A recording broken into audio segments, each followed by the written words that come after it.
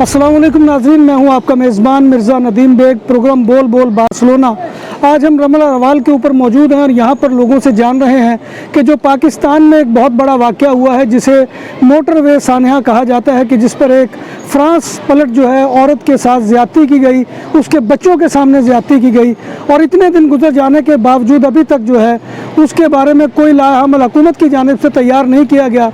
कुछ लोग पकड़े गए हैं, उनके बारे में शकूक और शुबहात का इजहार किया जा रहा है।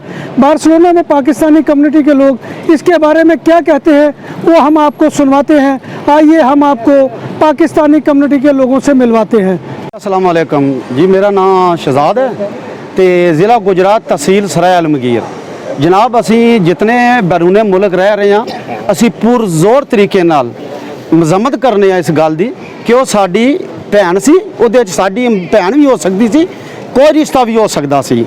असी हुकूमत वक्त अगे इस टाइम इमरान खान अगे असी कहने कि इस नाल तावन करे और इस लड़की को इंसाफ मिलना चाहिए, क्योंकि वो फ्रांस तो गई है।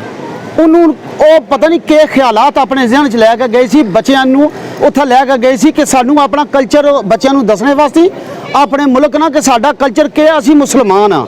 लेकिन उस लड़की को नहीं सी पता कि मेरे नाल के वाकया होना है। लिहाजा पुरजोर तरीके नाल जितने असी यूरोप च रह रहे हैं या पूरी दुनिया तक किसी तरीके रह रहे हैं, असी पुरजोर तरीके नाल मजम्मत करने हैं कि ये जिहड़े बंदे इन्हों सरेआम फांसी दी जाए। और इमरान खान कह रहे हैं कि इन्हों ना मर्द बनाया जाए, ये कोई मसले का हल नहीं है। सरेआम चौक विच इन्हों फांसी दी जाए, ठीक है। उहदे च मेरी भी माँ भैन है, मेरी बीवी है, मेरे बच्चे ने, मेरे बच्चे इत्थे न, कल मेरे बच्चे जाने मैं किस तरह बच्चों को अपने मुल्क च भेजांगा कि इन्हों तहफ़्फ़ुज़ फराहम करेगी। साडी गौरमेंट और साडी पुलिस सानू तहफ़्फ़ुज़ दे और उन्होंने देना चाहिए। 20 साल तो मैं स्पेन च रह रहा, लेकिन असी जिस टाइम दिल करे असी बाहर निकलने, साडा बच्चा बाहर निकले, सानू पता होना कि साडा बच्चा महफूज है। देखें, सानहाए लाहौर जो कि एक ओवरसीज़ ख़तून के साथ ज़्यादती हुई है, मैं समझता हूँ बतौर ओवरसीज़ पाकिस्तानी मुझे उसकी मज़म्मत भी करनी चाहिए। और ना सिर्फ मज़म्मत, क्योंकि आज तक हम मज़म्मतें करते आए हैं, कमेटियाँ बनाते आए हैं और उनका हल नहीं निकला। हुकूमत वक्त को चाहिए कि उन मुजरमों को और असली मुजरमों को करार वाक़ई सज़ा दें, ताकि आवाम को पता चले कि वो असली मुजरम थे और उन्हें सज़ा दी गई है, ताकि आने वाले वक्त में ऐसे वाक़यात की रोकथाम हो सके और ऐसी कानून साजी होनी चाहिए ताकि पाकिस्तानी आवाम को तहफ़्फ़ुज़ मिल सके। बहुत ही अंदरनाक वाक़या है, इसकी जितनी मज़ामत की जाए कम है। हम एज ए ओवरसीज़ पाकिस्तानी इस बात से आज इस वाक़े के बाद इतने शर्मिंदा हैं कि किसी से आज जैसा कि हम स्पेन में रहते हैं या दूसरे ममालिक में जो दोस्त ओवरसीज़ रहते हैं, वो अपने मुल्क की इस ऐसी घिनौनी हरकत पर शर्मिंदा हैं, तो वो दूसरी कम्युनिटी के साथ खुल के बैठ के बात नहीं करते। हालांकि ये पूरी दुनिया में ऐसे वाक़यात होते हैं, लेकिन हमारे माशरे में जो हुआ है, क्योंकि पाकिस्तान एक इस्लामी मुल्क है, जिसके लिए हम लोगों में इस चीज़ की शदीद तकलीफ़ दे ये बात हुई जो ये वाक़या हुआ। सफदर मैं बार्सिलोना स्पेन तो बोल रहा तो ये जिहड़ा वाक़या होया है पाकिस्तान विच लाहौर के नज़दीक, जिहड़ी एक साडी बच्ची जा रही सी और उस दे नाल जिहड़ी ज़्यादती हुई है, उस बारे च साडे बड़े शदीद तहफ़्फ़ुज़ात ने असी हुकूमत पाकिस्तान अगे, वज़ीर आज़म अगे, वज़ीर आला अगे, IG पुलिस अगे और दीगर जिहड़े भी हैं अथॉरिटीज़ उन्हां अगे ये पुरज़ोर अपील करने कि इस केस न बड़ा सीरियस लैके इस हल किया जाए और आइंदा ऐसी कोई कानून साजी की जाए कौमी लैवल ते और सूबाई लैवल ते, और बल्कि मैं आखांगा अदालती लैवल ते भी कोई ऐसी की जान कानून। क्योंकि चीफ जस्टिस साहब वैसे तो इंतजामिया बड़ी दबाते हैं, प्रैस वाले भी दबाते हैं, लेकिन जिस वे अदालत में केस जाते हैं और अक्सर जोड़े वो मुजरम जोड़े उन्हें रिहाई मिल जाती है। अस्सलाम वालेकुम, मेरा नाम आरिफ हुसैन चौधरी है, मैं गुजरात शहर का रहने वाला। मैं TV देखना है जो जोड़ा हादसा होया लाहौर के जाटो रूट के उत्ते, ये बहुत ही असी इसकी मज़ामत करने, ये नहीं होना चाहिए। इस तरह के वज़ीर आज़म साहब तुसां खुद वादा किया कि ਇਹ ਐਸੇ ਕਾਨੂੰਨ ਬਣਾਏ ਜਾਣ ਦੇ ਕਿ ਅੱਗੋਂ ਤੋਂ ਕਿਸੇ ਦੀ ਜ਼ਰੂਰਤ ਨਹੀਂ ਹੋਈ ਕਿਸੇ ਧੀ ਭੈਣ ਦੀ, ਕਿਸੇ ਦੀ ਬੱਚੀ ਦੀ ਇੱਜ਼ਤ ਲੁੱਟੀ ਜਾਏ।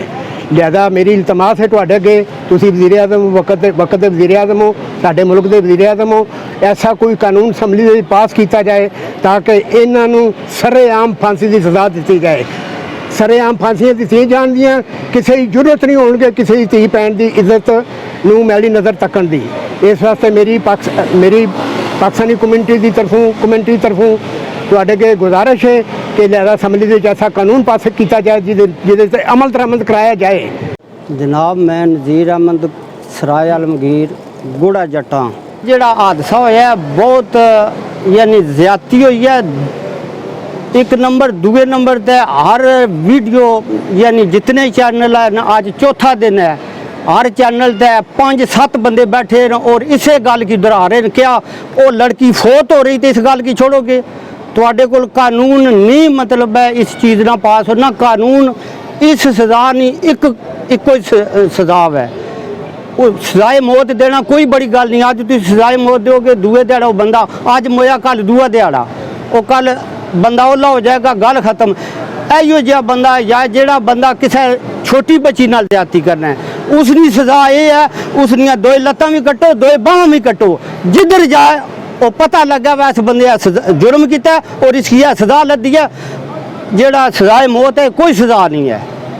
अस्सलाम वालेकुम, मेरा नाम रहमत अली है, मेरा तलक वज़ीराबाद ज़िला तहसील वज़ीराबाद ज़िला गुजरांवाला उत्थे आ। तो मैं जी बच्ची नाल ज़्यादती हुई है ये मैं मजम्मत करना फ्रांस के रहने वाले जो उत्थे गए ने बच्चों को लैके जी उन्होंने ज़्यादती हुई है बहुत ज़बर यानी कि गलत होया। दूसरा जोड़ा जिस वेले एक कुआर वाला कोलों गुजरिया वो दसदा कि मैं 2 बज के कोई 1 मिनट तक फोन कॉल की, काल करन तो बाद 2 घंटे बाद ना कोई हामी भरन नूं तैयार ही नहीं सी कि मैं जेड़ा भाई कोई आ जाए दूसरा आ जाए। ये मौका ना उन्होंने मिलता, ये इन्होंने मौका ही इस वास्ते मिलिया। कोई पुलिस वाला उत्थे जान नूं तैयार नहीं सी। पिछे भी टूल टैक्स है, अगे भी टूल टैक्स है, वो बंदा भी पिछा आ सकता है लेकिन और ना आने की वजह तो ये सारा हंगामा जिहड़ा खड़ा होया है ते बहुत माड़ी गल है। और साढ़े जेडे असीं फंड रहने इन्हां वास्ते सानूं ये तहस्सुब जिहड़ा जरूर चाहिए और ये गौरमेंट नूं ख्याल करना चाहिए कि जेडे असीं इत्थों लोग जाने आ तो उन्हां नूं किवें डैल करना है किवें करना है। पुलिस वाले जेडे ने वो ज़्यादा तंग करते हैं। कोई किसी किस्म का काम करवाने वास्ते जाओ तुहाडी कोई गल सुनन ही नहीं लगा जिन्ना चिर उत्थों दी सिफारिश ना पाओ। सर मेरा नाम अब्दुल लतीफ़ है, बार्सिलोना शहर में पाकिस्तान जो हादसा होया ये इस कदर शर्मिंदा है कि असीं सोच नहीं समझ नहीं कर सकते। साडियां बच्चियां साडे बच्चे कोई शहर महफूज नहीं है। किहदे इतबार करिए जेडे इस तो पहला आए नूं कमां उन्हां भी सानूं दलील कीता है। जेड़ा मौजूदा हालत बैठा 2-2.5 साल तो महंगाई तो सब किस चीज़ का हाई सुकून को नहीं उत्थे जा की कर रहे हैं साडे वास्ते। जो दिन चढ़ता है आगाज़ होंदा है इन्ने मर गए इन्ने लुट कते इन्ने दी इज्जतां बमाल की गई। साड़ी अपनी गौरमेंट वास्ते दरखास्त है कि प्लीज़ खुदा दा रहम करो, अपनी बोझियां घट भरो तो गरीब आवाम का सोचो। वो जिस बच्ची नाल ज़्यादती हुई है जिस भैन नाल ज़्यादती हुई है उस फैमिली की बीतती पई है। अगों जेडे घटिया कमेंट तुसीं दे रहे हो कुछ तो सबर नहीं किया जाता सी। मेरी तो यही दरखास्त है अपनी गौरमेंट वास्ते अपनी हुकूमत वास्ते कि खुदा का वास्ता साढ़े वास्ते पैदा करो। मैं मलिक कामरान स्पेन की बात कर रहा तो असी ये जड़ा मोटरवे ते सियालकोट जड़ा वाक़या होया सी दी भरपूर मज़ामत करने तो ये जड़ा काम है इन्हें पढ़ के इन्होंने बंद सरेआम लटकाया जाए, फांसी दी जाए तो जड़ा कोई असैंबली में एक बकायदा कानून पास किया जाए इन्होंने जड़ा लटकाया जाए तो ताकि कोई बंदा इस तरह का काम करने की हिम्मत ना करे।